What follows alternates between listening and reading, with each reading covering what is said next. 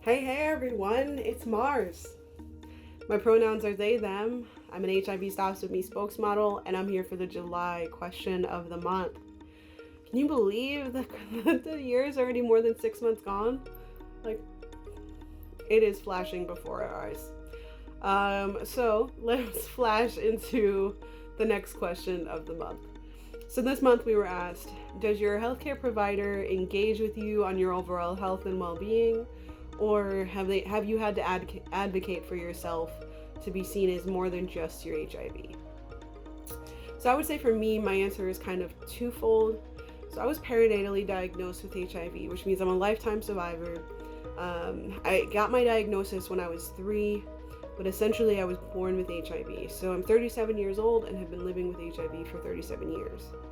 So I would say for the first 15 years of my life, were in pediatric care, and with that pediatric care, it was definitely much more focused on the HIV, getting, whether it be my CD4 count, my viral load, basically all the blood work that kind of measures the amount of healthy cells and infected cells within your body.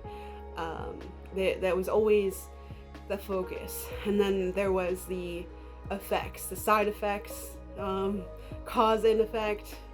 How were my organs dealing with the medication? And I had a tumor on my liver at one point, and so they were monitoring if that was growing or shrinking or what was going on, if they're gonna have to do surgery for it.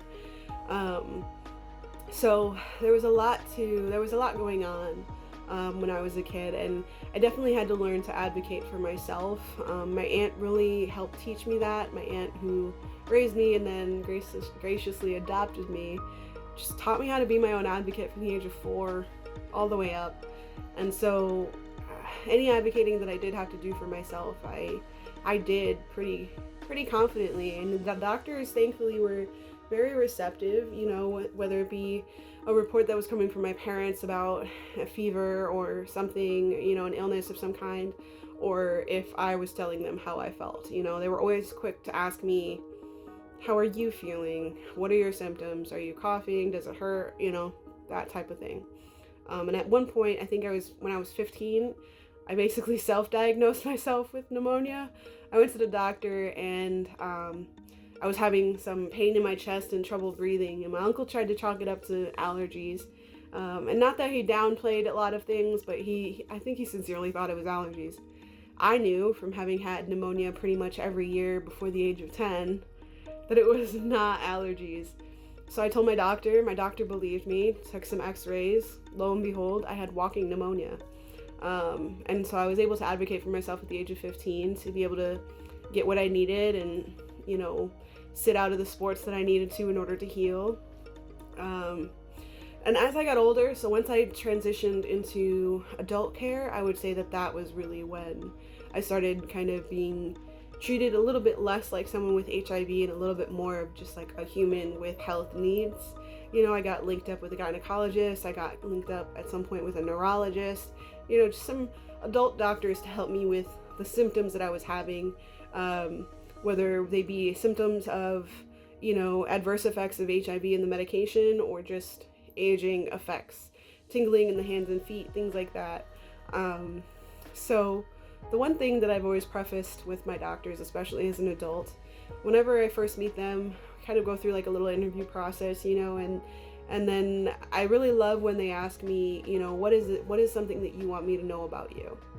And the one thing I always say is, don't judge a book by its cover.